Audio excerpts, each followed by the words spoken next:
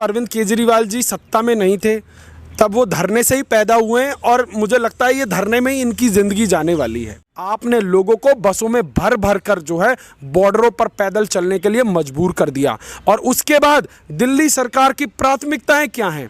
जब लोग दंगा करने के लिए दिल्ली आते हैं तो दिल्ली की आम आदमी पार्टी की सरकार उन दंगाबाज लोगों के लिए जो है आम आदमी की रसोई चलाती है। वहां मुख्यमंत्री से लेकर पूरा कैबिनेट पहुंच जाता है।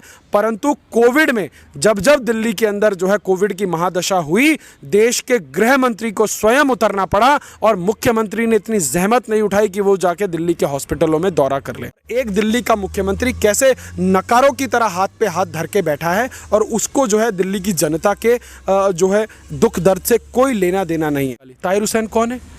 कौन है ताहिर हुसैन? आम आदमी पार्टी का पार्षद है। अमानतुल्लाह खान कौन है? केजरीवाल की सरकार का मंत्री है। और मुसलमानों को वक्फ बोर्ड के जरिए और तमाम सरकारी एजेंसीज के जरिए 2-2 बार 3-3 बार इन्होंने जो है मुआवजे दिला दिए। पर जिन हिंदुओं के घर जले वहां अरविंद केजरीवाल या उनका कोई चमचा झांकने तक नहीं गया। यह है तुष्टीकरण की राजनीति। इसका परिणाम क्या होता है? अमानतुल्लाह खान जैसे दंगाई जो है 73,000 वोट से जीतते हैं और सो कॉल्ड क्रांतिकारी उप मुख्यमंत्री मनीष सिसोदिया, जिसने शिक्षा के क्षेत्र में पूरे विश्व में सबसे बड़ा काम किया, ये क्लेम करते हैं, वो मात्र 3,000 वोट से जीतता है। नमस्कार, मैं हूं ऋषभ अवस्थी और आप देख रहे हैं ओ न्यूज़।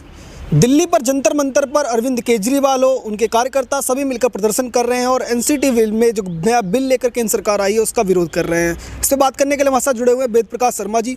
सर, आपका हमारे चैनल पर बहुत बहुत स्वागत है। धन्यवाद साहब। सर, आपसे समझना चाहूँगा कि जो अरविंद केजरीवाल हैं और उनकी जो पार्टी है वो लगातार ये कह रही है कि केंद्र सरकार के जो कानून लेकर आ रही है, जो बिल में संशोधन कर रही है, वो पूरी तरह से असंवैधानिक हैं और लोकतंत्र के विरुद्ध हैं। देखिए, ये अरविंद केजरीवाल की राजनीति है, जहाँ पर उनके हिसाब से जब चीज़ें नहीं होती तो वो चीज़ों को असंवैधानिक करार देते हैं और उसके बाद वो धरने प्रदर्शन की राजनीति में आ जाते हैं। आप अरविंद केजरीवाल को देश की राजनीति में पिछले लगभग 6 सालों से देख रहे हैं और अरविंद केजरीवाल की ये एक आदत बन चुकी है कि जहाँ जहाँ उनका फेल्योर होता है वो जो है केंद्र सरकार के ऊपर मरने का काम करते हैं। और उसके बाद आज हमको आंकड़ों पर बात करनी चाहिए। आज जिस एनसीटी बिल के बारे में चर्चा हो रही है, 1993 से लेकर आज तक एलजी ही दिल्ली सरकार के सर्वा हुआ करते थे। विगत के दिनों में जब 1993 में जब केंद्र के अंदर और राज्य के अंदर अलग अलग सरकारें थी, तब भी मुझे याद है कि डेसू से लेकर डीटीसी, जल बोर्ड से लेकर सब कुछ राज्यपाल के अंतर्गत आता था और दिल्ली के अंदर जो है भारतीय जनता पार्टी के मुख्यमंत्री हुआ करते थे। इन चीज़ों को केंद्र और राज्य ने समन्वय करके धीरे धीरे जो है शक्ति का जो है हस्तांतरण हुआ। जल बोर्ड से लेकर डीटीसी, डेसू सब जो है दिल्ली सरकार के अधीन काम करने लगे। पर आप देखिए जिस प्रकार से दिल्ली में कोविड हुआ और कैसे मुख्यमंत्री जो है महीनों तक अपने कमरों के अंदर बंद रहे और उन्होंने एडवर्टाइजमेंट के अलावा कुछ नहीं किया। केंद्र सरकार ने जो है फ्री राशन दिया, उसको भी आम आदमी पार्टी की सरकार खा गई।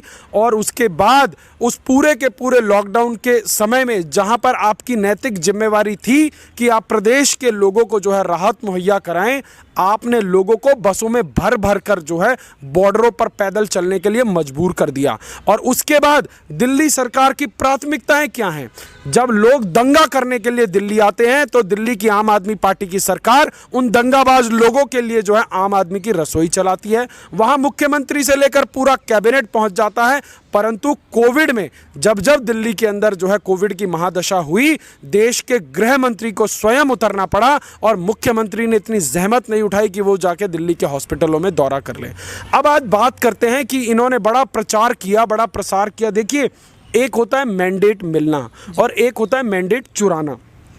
आज केजरीवाल कहते हैं कि मेरे पास जो है 63 विधायक है, मेरे को दिल्ली की जनता ने चुना है। पर दिल्ली की जनता ने आपको कैसे चुना है, ज़रा इसके ऊपर थोड़ा सा एक विश्लेषण करते हैं। 2019 में लोकसभा का चुनाव होता है और भाजपा को मिलता है 53% वोट और कांग्रेस को मिलता है 16% के आसपास वोट, और आम आदमी पार्टी को कितना वोट मिलता है। और जब वहीं पे वो विधानसभा के चुनाव होते हैं तो वो 16% वोट वाली कांग्रेस अपना पूरा का पूरा वोट अरविंद केजरीवाल को शिफ्ट करा देती है और अरविंद केजरीवाल की पार्टी जो है बहुमत हासिल कर लेती है। तो ये जो पर्दे के पीछे का खेल करके ये टीम ए टीम बी बन के जनता की आंखों में धूल झोंक के जो ये काम किया, क्या किया? 5 साल तक कुछ नहीं किया। आखिर के 3 महीने में आचार संहिता लगने से पहले फ्री बिजली, फ्री पानी का झुंझुना दे दिया और जनता को बरगला के वोट ले लिया। अब जब उस पूरे कोविड काल में जनता को जो है राहत देनी थी, आप ऐसे मुख्यमंत्री हैं कि जो खुद जो है विधानसभा के अंदर एक बिल को गजट नोटिफाई करते हैं और जैसे ही 2 महीने बाद उनको पता लगता है अरे यहाँ से तो वोटों की फसल कटेगी पंजाब में, उसी विधानसभा के अंदर वहाँ जाकर उस बिल को फाड़ देते हैं। तो ये बाबा साहब का नाम लेने वाले लोग जब बाबा साहब के संविधान की अवहेलना करते हैं तो क्या बाबा साहब का अपमान नहीं होता है? तो ये मौका परस्ती की राजनीति करने वाले अरविंद केजरीवाल की जो उनके गवर्नेंस की दुर्दशा की फहरिस्त अगर मैं आपको गिनवाने लगूं तो लिस्ट कम पड़ जाएगी। एक अभी इन्होंने बीच में जो है, एक तो पहली बात प्रदूषण से दिल्ली को बहुत मार लगी है। दिल्ली में जो वायु का स्तर है वो किस प्रकार खराब हुआ है, और उसके बाद दिल्ली सरकार ने क्या काम किया। आपको जानकर हैरानी होगी, केंद्र सरकार से लगभग 700-800 करोड़ रुपए का बजट आया, उसमें से 10% भी बजट यूटिलाइज नहीं किया गया और बाकी का बजट लैप्स हो गया। केजरीवाल जी का 2015 का एक वीडियो चीख चीख कर बोलता है कि मैं 5 सालों में यमुना को इतना साफ करा दूंगा कि आप लोगों को यमुना जी में ले जाके डुबकी दिलवाऊंगा। ये 2015 की बात है। आप और हम खड़े हैं आज 2021 में। 2020 में चुनाव हुआ दिल्ली के अंदर, अरविंद केजरीवाल ने फिर से 5 साल मांग लिए, बोला अगले 5 साल। आप बताइए उस यमुना जी की सफाई के लिए दिल्ली सरकार ने क्या काम किया?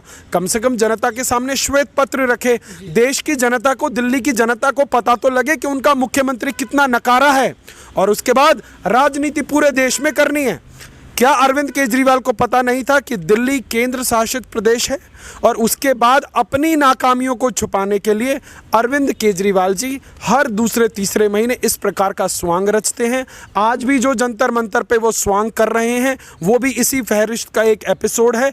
जो मुख्यमंत्री, जो उप मुख्यमंत्री देश की राजधानी के अंदर दंगाइयों को खुला समर्थन करता है और ये बोलता है कि हम उन लोगों के साथ हैं, तो आप उससे किस प्रकार के गवर्नेंस की उम्मीद करते हैं?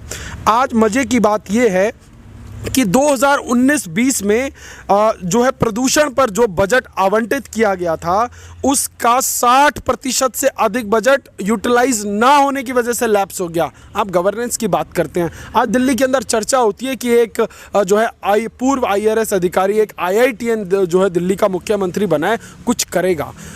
वो मुख्यमंत्री इस देश की राजधानी को वेनेजुएला और ग्रीस से बदतर बनाने की स्थिति में है।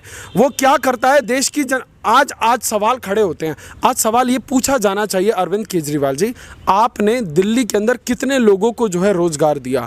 आप आज ये सवाल पूछा जाना चाहिए कि आपने तुष्टीकरण की राजनीति के अलावा क्या किया? अगर कोई मुस्लिम समुदाय के किसी व्यक्ति को दस्त भी लग जाते हैं तो अरविंद केजरीवाल जी उसके घर पहुंच जाते हैं, उसकी पूरी 7 पीढ़ियों का इंतजाम करने के लिए पहुंच जाते हैं। एक मुस्लिम किसी दूसरे प्रदेश में मारा जाता है तो उसको 1 करोड़ रुपए से लेकर तमाम नौकरियों का पिटारा खोल देते हैं। परंतु दिल्ली के अंदर तमाम जो है हिंदू समुदाय के, बहुसंख्यक समुदाय के लोग मारे गए, तमाम मॉब लिंचिंग हुई, अरविंद केजरीवाल ना उनका कोई चेला फटकने को गया। आज दिल्ली के अंदर डॉक्टर नारंग से लेकर कितने लोग, दर्जनों भर लोग हैं, उनके पास ना अरविंद केजरीवाल की सरकार का कोई रहनुमा गया। अभी कुछ दिन पहले एक युवक की हत्या कर दी गई। क्यों? क्योंकि वो जो है राम मंदिर के लिए चंदा इकट्ठा कर रहा था, रिंकू शर्मा। उसके परिवार वालों ने जब सरकार तक पहुंचने की कोशिश करी तो मुख्यमंत्री ने उससे मिलने से मना कर दिया। ये संवेदनाएं हैं मुख्यमंत्री की। ये वही मुख्यमंत्री है जो अभी पिछले साल तक ये बोलते फिरते थे कि जो है राम मंदिर की जगह जो है वहां अस्पताल बना देना चाहिए। राम मंदिर का भर कर विरोध करते थे क्योंकि मुसलमानों का वोट लेना था। अब मुसलमानों का वोट ले लिया, 5 साल के लिए सरकार पक्की हो गई। अब जो है कालनेमी की तरह जो है भाषण दे रहे विधानसभा से, बोल रहे हैं कि मैं अपने प्रदेश के बुजुर्गों को जो है राम मंदिर के दर्शन कराने ले जाऊंगा। अरे महामूर्ख, जो आदमी एक राम के भक्त को सुरक्षा नहीं दे पा रहा, राम के नाम पर जो मंदिर के लिए जो चंदा इकट्ठा कर रहा है, उसको एक संप्रदाय विशेष के लोगों ने मार दिया, उसको न्याय नहीं दिला सकता, उसके आंसू नहीं पहुंच सकता। आज फिर से ये छलिया प्रदेश के लोगों को छलने के लिए फिर के जो है यहाँ पर जंतर मंतर पर आ चुका है। तो दिल्ली की जनता से मेरा अनुरोध है कि इस प्रकार के नकारे मुख्यमंत्री को जो है सिरे से नकार देना चाहिए। सर, एक चीज़ आपसे जानना चाहूँगा कि अरविंद केजरीवाल जो हैं वो लगातार ये चीज़ कहता है कि दिल्ली के अंदर कोरोना की दूसरी लहर आई है, कोविड के लगातार जो है भाषण देते हैं कि जो भाजपा जो प्रोटेस्ट कर रही है वो ना हो, ये सब चीज़ें। आज खुद अपने कार्यकर्ताओं के साथ जंतर मंतर पर बैठ गए आके, तो एक आप वाकई में एक मुख्यमंत्री को शोभा देते हैं? देखिए, पहली बात तो जब अरविंद केजरीवाल जी सत्ता में नहीं थे तब वो धरने से ही पैदा हुए हैं और मुझे लगता है ये धरने में ही इनकी ज़िंदगी जाने वाली है। आज सबसे ज़्यादा जानने की ज़रूरत ये है, आज एक कंपैरिजन करते हैं। देश का एक सबसे बड़ा प्रदेश जहां लगभग 23-24 करोड़ की आबादी है, उत्तर प्रदेश, और एक देश की राजधानी दिल्ली जहां मुश्किल से 2 करोड़ की आबादी है। एक वहां का मुख्यमंत्री और दूसरा उत्तर प्रदेश के मुख्यमंत्री। आज समझने की ज़रूरत है कि 23 करोड़ की आबादी वाले उत्तर प्रदेश में किस प्रकार से वहां की गवर्नमेंट ने प्रोएक्टिव मेजर्स लेकर जो है वहां पर कोरोना की रोकथाम करी है, और एक दिल्ली का मुख्यमंत्री कैसे नकारों की तरह हाथ पे हाथ धर के बैठा है और उसको जो है दिल्ली की जनता के जो है दुख दर्द से कोई लेना देना नहीं है। हाँ, बड़ा आसान हो जाता है ये बोल देना कि हाँ हम बहुमत से जीत के आए हैं, पर जीत के आने के बाद जो आपकी जिम्मेवारियां हैं, यदि केजरीवाल को लगता है कि फ्री बिजली पानी देने के बाद उनकी सभी जिम्मेवारियां समाप्त हो जाती हैं, उसके बाद ये खुला खेल जो देश के अंदर कर रहे हैं। अभी अरविंद केजरीवाल जो है वहाँ उत्तर प्रदेश में किसानों की सभा कर रहे थे और उन्होंने वहाँ पे एक प्लान बताया, बोला कि कैसे कैसे सरकार को जो है MSP पे सब कुछ खरीद लेना चाहिए। अरे भैया, आपके घर में आपकी बेटी खुद जो है एक ऑनलाइन सोफ़ा बेचती हैं और उसके साथ फ्रॉड हो रहा है, आप मुख्यमंत्री हैं और आप प्लान बता रहे हैं कि कैसे सरकार ऑनलाइन खरीद करे। केजरीवाल जी, आज देश की सरकार जिस प्रकार से एक रेवोल्यूशनरी मोड पे काम कर रही है, देश की जनता देख रही है। हाँ, आप अपनी राजनीतिक ज़मीन खोज रहे हैं, पर मुझे लगता है कि उत्तर प्रदेश के अंदर राजनीतिक ज़मीन खोजते खोजते कहीं आप दिल्ली के अंदर अपनी राजनीतिक कब्र ना खोद लें। देखिए, आज किसानों के मसीहा बनते हुए केजरीवाल नज़र आते हैं। केजरीवाल के जो है भ्रष्टाचार का एक उत्कृष्ट नमूना मैं आपके सामने देना चाहता हूँ। आपने थोड़ी दिन पहले टीवी के ऊपर जो है एक बहुत बड़ा ऐड देखा होगा कि कैसे जो है पराली से खाद बनाई जाए। आपको पता है इसके पीछे 17 करोड़ रुपए का जो है विज्ञापन दिया गया है, और कितने किसानों को सरकारी सुविधा मिली है? कितने किसानों को? कुल 310 किसानों को जो है वो सरकारी सुविधा मिली है। क्या इस दिल्ली में क्या 300 से ऊपर किसान नहीं है? आप सोचिए, hypocrisy if have a face, then Arvind Kejriwal is the most hypocrite chief minister in the history of India। 17 crore रुपए उस एड को चलाने के लिए दे दिया और 310 किसानों के खाते में जो है 23,10,000 रुपए जो है खर्चा हुआ है, जो ये पराली बनाने वाला। अब उसमें भी किसानों के खाते में कितना गया है ये भी केजरीवाल या भगवान जानते हैं या वो किसान जानते होंगे, पर उसके प्रचार में 17 करोड़ रुपया खर्च कर दिया इस आदमी ने। अब आप दिल्ली में घूम लीजिए, जगह जगह आपको पोस्टर, बैनर, टीवी में हेलो मैं केजरीवाल बोल रहा हूं। अरे भाई, जिसका काम बोलता है उसको प्रचार करने की जरूरत नहीं है। आपने इतने सैकड़ों करोड़ों रुपया जो है अपने 1 साल की सरकार में फूंक दिया। यदि जनता के ऊपर वो खर्चे किए जाते तो आज जनता वाह केजरीवाल अवश्य करती। आज जिन मोहल्ला क्लिनिक के नाम पर दिन दुनिया में मार्केटिंग की गई, जब पूरे दिल्ली के अंदर कोरोना की महामारी थी तो वहां पर जो है ताले लगे हुए थे, पर किराया उन मोहल्ला क्लिनिक को पूरा जा रहा था। यह भी अपने आप में बहुत बड़ा भ्रष्टाचार है। तो आज केजरीवाल जो है एक भ्रष्टाचार का सिनोनिम हो गए हैं। और हाँ, जब एक कोई ब्यूरोक्रेट इस प्रकार से राजनीति में आता है ना, तो वो और ज़्यादा जो है डेंजरस हो जाता है, क्योंकि उसको पता है कि कहाँ कहाँ पे जो है सरकारी तंत्र में लूप होल है, कहाँ कहाँ से पैसा बनाया जाता है। So Kejriwal is taking the best benefit out of it. तो आज वो दोबारा जो है इसी प्रकार का ये आंदोलन का चोला ओढ़कर फिर दिल्ली की जनता को ठगने के लिए आए हुए हैं। जी, अंत में आपसे जानना चाहूँगा कि जो अरविंद केजरीवाल है, जब से ये सदन में बिल आया तब से लगातार बड़े बड़े ट्वीट्स कर रहे हैं और लगातार पोस्टर्स भी उनके हैंडल से आ रहे हैं। वो कह रहे हैं कि जो मोदी जी हैं वो देश को बेचने की तैयारी कर रहे हैं, लोकतंत्र में उनका विश्वास नहीं है, लोकतंत्र खतरे में है। लगातार इस तरीके की जो बातें आ रही है, तो इसको लेकर दिल्ली की जो जनता है उसके लिए कोई संदेश देना चाहेंगे जो जिनको भ्रमित ना हो पाए वो? देखिए, एक साफ सा संदेश है, दिल्ली की जनता भी कमोबेश समझ चुकी है कि अरविंद केजरीवाल और उसकी राजनीति के मायने क्या हैं। कि जिस सरकार का उप मुख्यमंत्री दिल्ली दंगों में जो है पुलिस के ऊपर अनर्गल आरोप लगाता और घर से बाहर बिना पुलिस की सुरक्षा के नहीं निकलता वो व्यक्ति, अगर उसको दिल्ली पुलिस से इतनी नफरत है और दिल्ली पुलिस के ऊपर ऐसे आरोप लगाने हैं तो वो दिल्ली पुलिस की सुरक्षा छोड़ दे।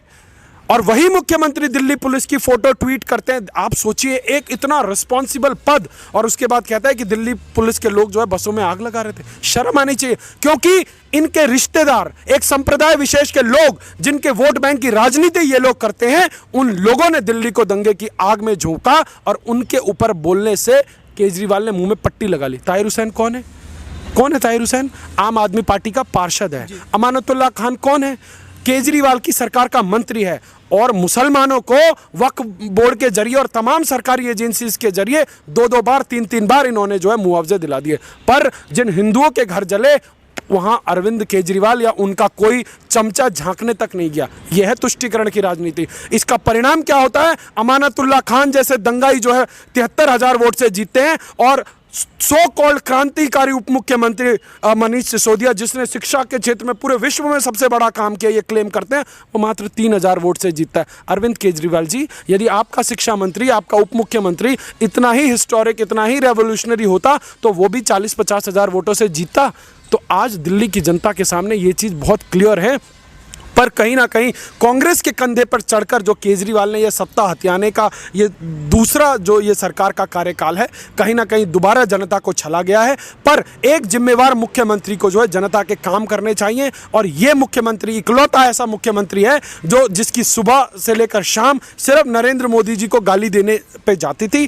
पर ये थोड़ी सी कमी हुई है पिछले चुनाव से। तो अब क्या है, अब ये राजनीति के अलग अलग मायने ढूंढ रहे। गोवा गए थे ये लोग चुनाव लड़ने, हरिद्वार गए थे, हरियाणा गए थे ये लोग चुनाव लड़ने, जमानतें जब्त करा के आए। क्या देश की जनता नहीं समझ रही? इनकी पार्टी में एक टिकट ब्लैक करने वाला आदमी है, इतना बड़ बोला है कि वो मुंह जब खोलता है तो लगता नहीं है कि वो जो है इस देश में सबसे उच्च सदन में बैठने वाला आदमी है। मुंह खोलता है तो गुंडे मवालियों वाली लैंग्वेज में बात करता है। और वो व्यक्ति जो है उत्तर प्रदेश में जाकर गुंडागर्दी कर रहा था, वहाँ योगी जी की सरकार ने उसको तारे दिखाए तो वापस आके बैठा हुआ है यहाँ पर। तो इनकी जो ये फहरिस्त है बहुत लंबी है। आज राजधानी की जनता, देश की दिल्ली की जनता से लेकर उत्तर प्रदेश की जनता इन लोगों के सारे तामझाम को समझ रही है, और जनता इनके जो है झांसे में नहीं आने वाली। क्योंकि जब दिल्ली को जो है जो भी विपत्ति आई, केंद्र सरकार ने प्रोएक्टिव मेजर्स उठाए तो जाकर दिल्ली में शांति है। अगर केजरीवाल के हाथ में छोड़ दिया जाए तो दिल्ली वेनेजुएला बन जाएगा। जी, ये थे हमारे साथ वेद प्रकाश शर्मा जी, जिनका कहना है कि दिल्ली के मुख्यमंत्री चाहे जंतर मंतर प्रदर्शन करें, चाहे जितने ही धरने प्रदर्शन कर ले, उससे जो कुछ होने वाला है नहीं। जनता समझदार है और जनता सच्चाई जानती है। आप देखते रहिए ओ न्यूज़। धन्यवाद।